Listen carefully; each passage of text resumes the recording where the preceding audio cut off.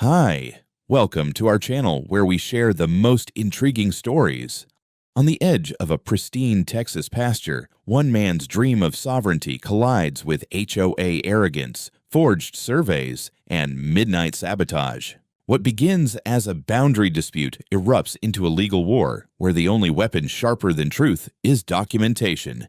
When I bought that 62-acre spread in northern Texas, I didn't do it for peace and quiet. I did it for sovereignty. After spending over a decade working on high-profile development projects across the country, elbow-deep in zoning board meetings, HOA tantrums, and rich people arguing over where their rose bushes could be planted, I wanted land.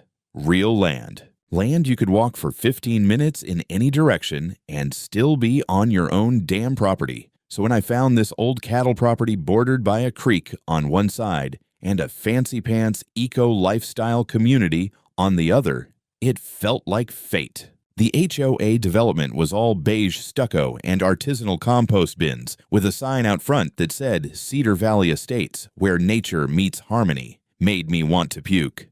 But the land was good. The title was clean. And, most importantly, that little HOA utopia had no claim to a single inch of my soil. The closing went smooth. I had the old survey documents reviewed, verified the plat records against county GIS layers, and even flew my own drone over the perimeter, just for good measure. I marked all the corners myself, dropped brass caps, and logged every point with sub-inch RTK GPS. I didn't just own this land, I knew it, better than any bureaucrat behind a desk ever could. The first 2 months were bliss. I was living in a double-wide while fixing up the barn, cleared out mesquite, reinforced the fencing along the north pasture, and even started planning where I'd run the water lines once I broke ground on the house. The HOA folks mostly stayed on their side. A few curious joggers stared a little too long, and one guy asked me if I was building a shooting range, but otherwise, radio silence. That changed one Thursday afternoon in early March.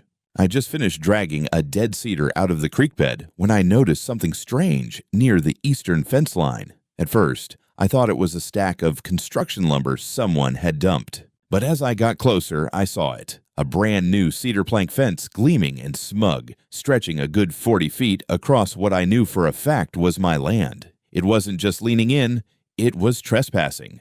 By the time I paced it out and checked my reference stakes, I confirmed it was over 15 feet deep into my property. Not only that, but they'd already poured concrete footings. Whoever did this wasn't guessing. They had plans. And, sure enough, there it was, a smug little metal sign bolted to one of the posts. Private property, no trespassing, violators will be prosecuted. I stood there, blinking in the sun, hands on my hips, boots muddy from the creek. For a long second, I wondered if maybe I'd had a stroke. But no, the line was wrong. I triple-checked it with my handheld GPS. I wasn't the one trespassing. They were. Just then, I heard voices behind the fence. A pair of guys in contractor polos were staking out some sort of layout with orange string and pin flags. One was holding a landscape rendering, a pergola, a little seating area, some ornamental rockwork. I stepped up to the fence and cleared my throat. They flinched. One of them turned around, young, mid-20s, clipboard sunglasses. "Can I help you?" he asked. "Yeah," I said. "I think you're working on the wrong side of the line." He furrowed his brow like I'd just spoken Mandarin. "This is Lot 18. We've got a signed authorization from the owner." "You might," I said, "but the land you're standing on belongs to Lot 0. That's mine. You're about 15 feet over the line." He frowned and looked back toward the house on the other side of the fence. Modern 2-story solar panels, decorative cacti. Then he pulled out his phone and called someone. After a quick exchange, he handed it to me. The voice on the line was cheerful and condescending. "Hi there, this is Diane Hoffman. My husband and I live at 18 Cedar Grove. There must be a mix-up, but no worries. We had a survey done last month by a licensed professional. Everything's above board. The fence is exactly where it should be." I rolled my eyes so hard I almost fell over. "Ma'am, I am a licensed professional. I'm a land surveyor. Been one for 16 years. I reviewed the original plats before I even closed on this place." She laughed lightly. "Oh, I see. Well, perhaps you should speak with our surveyor. He can explain everything. We really want to maintain good neighbor relations, of course." "Of course." I handed the phone back and told the landscapers to stop working until the boundary issue was resolved. They nodded like they didn't want to be there to begin with. Back at the trailer, I pulled up the county assessor's portal, cross-checked my survey files, and plotted the parcel overlay on my drone orthomosaic. No ambiguity. No confusion. That fence wasn't close to the line. It had invaded, and that meant we were going to have a problem. The first thing I did the next morning was dig out my Trimble GPS rover and crank up the accuracy settings.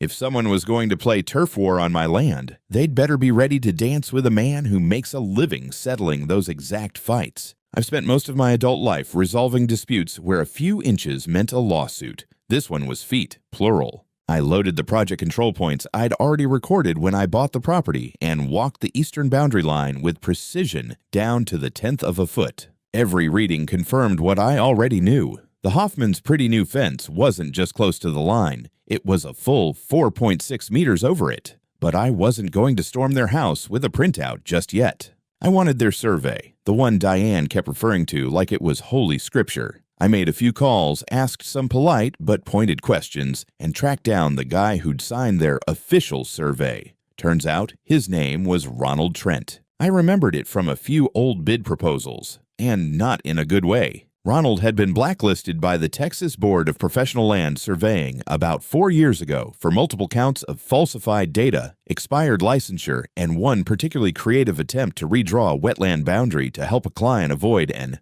EPO permit. Naturally, the Hoffmans didn't know that, or maybe they didn't care. I checked the Texas Board's online registry. Trent's license had been expired since 2019, not suspended, expired. No legal right to practice, no right to stamp drawings. The seal on their survey, worth about as much as a gas station scratch ticket. Better yet, I called the county recorder's office. The survey Diane proudly cited hadn't been filed.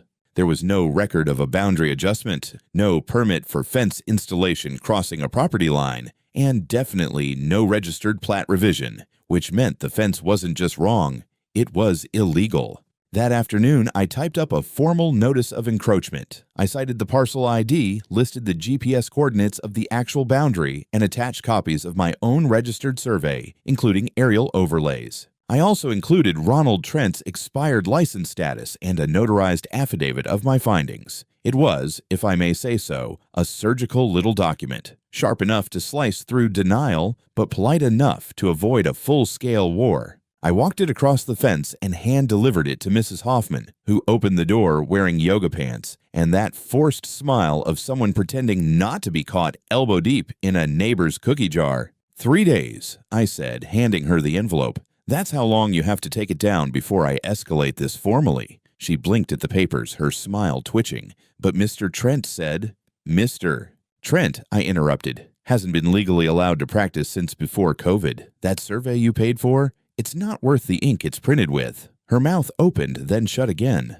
We'll review this with our HOA legal advisor. I chuckled. Good luck with that. This isn't HOA business, it's property law. And unless your HOA moonlights as a court of law, I don't think they're going to help you. Later that evening, I saw the flashing lights pull up outside. 2 sheriff's deputies stepped out. Standard call, I assumed. Diane must have claimed I threatened her. I stayed calm, professional, offered them cold water, and sat down with them on my tailgate. I showed them my license, the registered survey, the GPS log data, the affidavits. I even let one of them take a look through my total station to show how the laser line shot clean across the landscape, straight through their fancy new pergola zone. The deputy, a big guy with a sunburned neck and a no-bullshit vibe, whistled low. Well, damn, he muttered. She didn't mention you were a professional surveyor. Funny how people leave that part out, I said. After 30 minutes of civil conversation, they left without incident. No report filed, no warnings issued, just a promise that they'd note the situation and advise the Hoffmans to settle this without escalating. But the damage was done, not to my land, but to their narrative. Diane and her husband weren't just over the line. They were tangled in a legal and professional embarrassment with no graceful exit. And I knew people like them didn't back down easily. I woke up the next morning to the unmistakable crack of glass breaking. It wasn't loud enough to be a window on the house, but it was sharp, brittle, like something had given way under pressure. I grabbed my boots, stepped outside, and found the source within seconds. The small window on the south side of my equipment shed, shattered inward, glass littering the dirt like crushed ice. Nothing was taken, nothing disturbed. Just the window smashed for the sake of being smashed. That alone didn't piss me off. Vandalism is practically a rite of passage in rural Texas. But the timing? Less than 24 hours after warning the Hoffmans about the fence? That was a bit too convenient to swallow. I was still sweeping glass out of the sill when a sheriff's cruiser rolled up my driveway. Same deputy as yesterday, Officer Sunburned Neck. He stepped out with a serious look, not the casual friendliness he'd had last time. "Morning, Clint," he said. "Got a call saying you might have vandalized your own shed to frame your neighbors." I stared at him, broom in hand. "Really? They said that?" "Anonymous caller," he clarified, which was the law enforcement version of saying we both know who it was, but rules are rules. He crouched to look at the damage. "Doesn't look self-inflicted to me." "No," I said. "It doesn't." He took a few photos, asked a few procedural questions, then suggested I review any footage I might have. I told him I would. He didn't bother pretending he thought I'd done it. After yesterday's boundary talk, he knew exactly what was going on. But the day wasn't done with me yet. When I walked back to the trailer to check my mailbox, I found a thick envelope stuffed inside. The paper was fancy, embossed letterhead, pretentious serif font, Cedar Valley Estates Homeowners Association. I opened it slowly, partly because I expected nonsense, partly because I wanted to savor the stupidity. The letter informed me, in a tone dripping with smug authority, that I was required to adjust my boundary fencing to comply with community symmetry guidelines. It went on to say that my current fence line disrupted the ecological visual flow of the neighborhood. I laughed, out loud, alone in my yard. If there had been a cow nearby, it probably would have come over to see what the hell was wrong with me. I wasn't part of their HOA. My land legally predated their entire development. I could have built a scrapyard full of rusted tractors and neon lawn flamingos on the property line, and they still wouldn't have had jurisdiction. Then came the kicker at the bottom of the page. A small print note. Failure to comply will result in your property being added to the disruptive neighbor's watch list. A watch list. Like we were children in middle school fighting over playground turf. I'd expected the Hoffmans to be bold. I hadn't expected them to be organized in their stupidity. I headed inside and pulled up the feed from my security cameras, the ones I'd installed mostly to monitor wildlife and deter trespassers long before this mess started. I scrubbed back through the footage from the previous evening, and there it was. At twilight, just as the sun dipped behind the ridge, two figures stepped onto my land from the Hoffman side. One carried a headlamp, the other a measuring tape. Even in grainy infrared, I recognized the build of the so-called surveyor, Ronald Trent, and the awkward gait of Mr. Hoffman, who moved like a man used to giving orders but not used to manual labor. They weren't just standing near the boundary. They were lifting and repositioning survey stakes, sloppily too. Anyone with half a brain could see it was amateur hour. Later, after full dark, the footage caught Trent slipping through the same fence line again, this time alone. He walked around my pasture, taking notes, pulling a GPS unit from his bag and pointing it at the ground like he thought he was using witchcraft. A man practicing illegally, trespassing, tampering with evidence. The trifecta.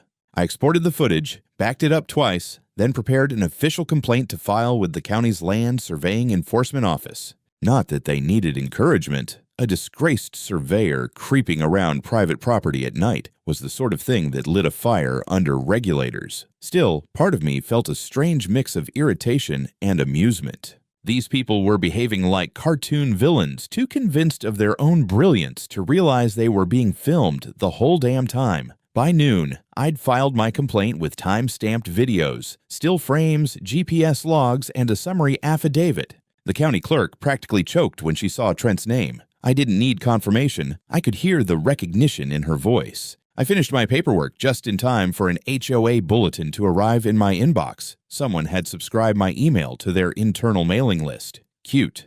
The bulletin proudly announced the addition of a new name to their disruptive neighbors roster. Mine. They didn't bother pretending it was about aesthetics. It said in bold, Resident R. Clint Rowland has repeatedly refused to comply with community landscaping guidelines. I wished I could have been there to see the meeting where they came up with that. Probably felt like a coup for them. What they didn't know, what they couldn't have known, was that every move they made only pushed them deeper into a hole they would soon be begging to climb out of. The day I filed the lawsuit, the air felt different, heavier, not dramatic, not cinematic, just inevitable, like a summer storm that had been building for weeks, rolling quietly behind the clouds, waiting to break. I'd tried polite, I'd tried neighborly. Hell, I'd even tried giving them the benefit of the doubt. But once you trespass, falsify documents, and creep around my land in the dark with a bootleg GPS, we're not neighbors anymore, we're litigants. I retained Marla Hastings, a property attorney with a reputation for smiling like a schoolteacher while gutting opposing counsel like a trout. When I handed her the folder full of GPS overlays, time-stamped footage, Ronald Trent's expired license, and the fraudulent survey, she took one look and said, "Well, this won't take long. We filed for unlawful encroachment and construction, boundary infringement, infrastructure damage. That was for the crushed drainage pipe I'd found under one of their concrete footings, defamation thanks to the HOAs, smear campaign and their little disruptive neighbors list, and of course, trespassing." But the cherry on top was the count of unauthorized professional activity by Trent, a direct hit under state law. The Hoffmans responded exactly how I expected, by panicking publicly and retaliating privately.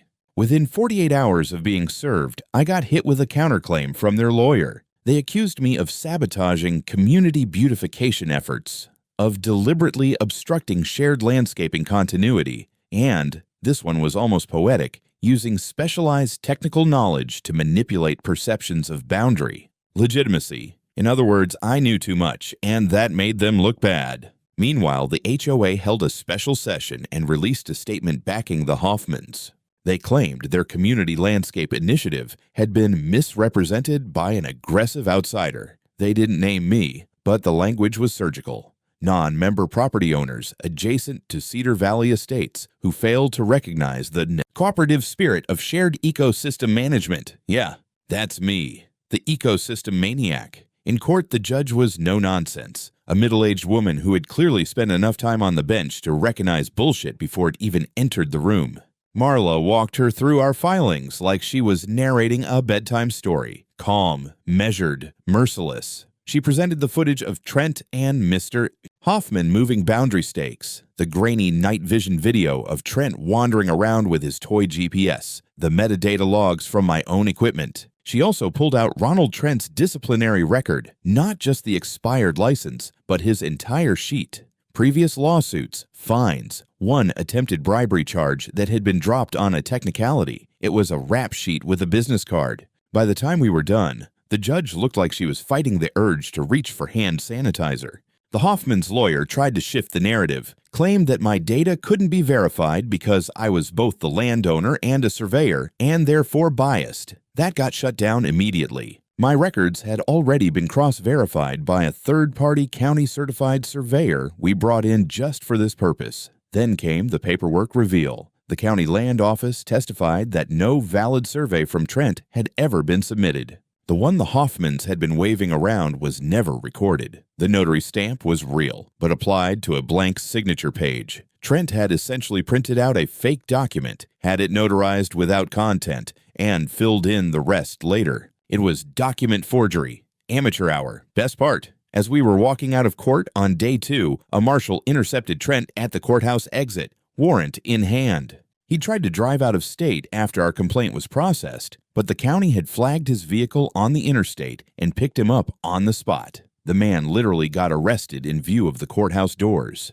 Back inside, the judge laid it out plainly. My survey data was the only set entered into the record that was certified, time-stamped, and independently verified. The other side had no admissible data. None. The judge wasn't done with HOA either. After being presented with their communications, it became clear they'd stepped way outside their lane. Their bylaws had zero jurisdiction over my parcel. My land wasn't platted into their community. I wasn't subject to their rules. And their attempts to demand compliance from a non-member bordered on harassment. Not only does the HOA lack authority over the plaintiff, the judge said, they seem to have made significant efforts to assert that authority through misrepresentation and unofficial communication channels. That is, to be clear, unacceptable. The mood shifted after that. The press didn't show. This wasn't that kind of trial, but word spread quickly through the development. The smug condescension I'd seen in their faces at the last community meeting was replaced with something closer to fear. Not of me, but of what I represented. A neighbor who couldn't be bullied, who knew the law better than they did, who came with receipts. The morning of the final hearing, I made coffee strong enough to strip paint. I sat on the porch of my trailer, boots up on a cooler, watching the mist crawl over the east pasture like a living thing. I wasn't nervous. I wasn't smug. I was just ready. Some people pray before court. I checked my GPS logs and triple-checked timestamps. The courtroom was quiet that day. No theatrics, no gallery full of rubberneckers. Just the judge, the attorneys, a bailiff who looked like he could snap a 2x4 with his eyebrows, and a handful of observers. Among them, Diane Hoffman in a scarf that probably cost more than my monthly mortgage, and her husband, who looked like someone had shoved a lemon wedge down his throat. They'd already lost. They just didn't know how badly yet.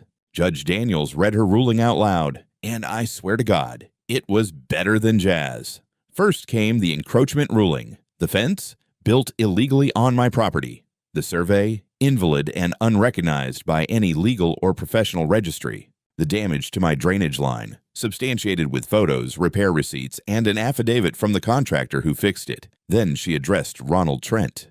Mr. Trent, she said, looking down over her glasses, has practiced land surveying without a valid license for over 4 years, falsified official records, and trespassed on private land under false pretenses. This court is referring the matter to the district attorney for prosecution. Effective immediately, he is barred from submitting any professional documentation in this state. They led him out in cuffs. No words, just the squeak of shoes on tile. Then came the part I'd been waiting for. The Hoffmans were ordered to remove the entire fence structure at their own expense, not just pull down the planks. They had to rip out the concrete footings, regrade the soil, and restore my drainage system. They were given 21 calendar days to complete it, under the supervision of a sheriff's deputy and a county inspector. They were also ordered to pay me a total of $118,000, broken down as follows: $32,000 for land restoration and infrastructure damage, $46,000 for legal fees, expert consultations, and court costs, and $40,000 in general damages for undue hardship, reputational harm, and malicious neighbor interference. But Judge Daniels wasn't done. She turned her attention to the HOA, and the mood in the courtroom shifted from victory to vengeance. It turns out the HOA had been doing more than just sending passive-aggressive letters. Through discovery, Marla had unearthed a trail of internal emails, text messages, and minutes from private, informal sessions that proved the HOA board had actively coordinated efforts to pressure me into conformity, despite knowing I wasn't under their jurisdiction. They had printed and distributed flyers labeling me a hostile resident. They'd added me to a community watch list used to justify patrolling my fence line, and they had even discussed planting sympathetic vegetation near the disputed area to blend it visually into the neighborhood aesthetic. In other words, make it look like my land was theirs. All of this Daniels called what it was: malicious overreach. She ordered the HOA to issue a formal retraction of any communications involving my name, publicly acknowledge that my property lies outside their governance, permanently remove me from any internal records, lists, or correspondence, and publish a written apology in their next community bulletin. The cherry on top? The HOA president, Diane's best friend and book club buddy, resigned the same afternoon for personal reasons. I didn't gloat, not outwardly, but inside, something in me unclenched for the first time in months. The next day, a crew of contractors showed up with sledgehammers and crowbars. Under the watchful eye of Deputy Morales, a man who'd been more than patient through this entire circus, they started dismantling the fence. Not fast, not efficiently, but meticulously, like a ritual cleansing. Each plank came down with a satisfying crack. Every foot of concrete pried up felt like a chapter closing. And when they were done, I walked the line myself, GPS in hand, and re-established the proper boundary points. Then I pounded in a fresh aluminum marker post and attached a new sign. Property line. Under surveyor protection, trespassers will be documented, not threatened, not prosecuted, documented. Nothing scares a liar more than documentation. Peace is a fragile thing, especially in neighborhoods where people confuse control with community. For about 2 weeks after the ruling, Cedar Valley Estates was quiet. Too quiet. No more HOA bulletins in my mailbox. No more smug stares from joggers. Diane Hoffman vanished into her house like a ghost with a mortgage. But then the petty nonsense started back up. This time subtler. The kind of quiet hostility you could feel rather than see. It began with a letter from the local newspaper, the Valley Register. One of their junior editors reached out, politely requesting a quote for a piece they were doing on property disputes and environmental tension between communities. I declined. I didn't trust the local press to report a grocery receipt accurately, let alone a lawsuit. The story ran anyway. Front page. Headline: Local surveyor resists neighborhood integration, fence fiasco, or deeper divide. The article danced around facts like they were landmines. It quoted unnamed HOA sources, accused me of refusing to align with the aesthetic vision of Cedar Valley, and claimed I'd disrupted a proposed pollinator garden with my harsh boundary signage. A pollinator garden. I laughed so hard reading it, I snorted coffee through my nose. But behind the ridiculousness, I saw what they were trying to do. Shift the narrative. Make me look like some paranoid loner who hated butterflies. I didn't take the bait. But I did check my boundary markers again. Good thing I did. The next day, one of the aluminum marker posts I'd driven in, the one with the surveyor protection sign, was bent sideways. Not crushed, not run over, just twisted. Like someone had tried to yank it out but got spooked and stopped halfway. They'd left footprints, 2 different sets, one small, one large. I photographed them, measured the stride, then checked my trail cam. Sure enough, 2 silhouettes late at night. One of them even paused long enough to look directly into the camera. Not smart. I filed a vandalism report with the sheriff's office and attached the footage. It wasn't much legally, but it sent a message. I was still watching, still documenting. The officer who came out, Deputy Morales, again shook his head and muttered, "Some people just can't let it go." He was right. 3 days later, I got a call from a guy named Thomas Pierce. He was a subcontractor, landscaping, irrigation, the kind of guy who usually works behind the scenes. Said he'd done some work for the HOA in the past, but got stiffed on payment and wasn't exactly a fan of their bookkeeping. "You don't know me," he said, "but I know who you are. And I've seen some things you might want to know about." I agreed to meet at a diner off Route 27, the kind of place where the coffee's bad, but the eggs come fast, and the waitresses call you hon. He brought a flash drive, a file folder, and an attitude like he was doing penance for something. Inside that folder were internal HOA proposals, drafts, meeting notes, and budget projections outlining potential green expansion corridors that would extend the HOA's landscaping influence onto bordering properties under the guise of visual. Buffer zones, one of those properties? Mine. The documents were full of euphemisms. Encourage voluntary conformity. Foster harmonious edges. Coordinate low-impact installations on willing adjacent landowners. But the intent was clear. Blur the lines and eventually erase them. And the cherry on top, an email chain between HOA board members, Diane included, discussing how, once Roland caves, the rest will follow. I asked Pierce why he was handing this over now.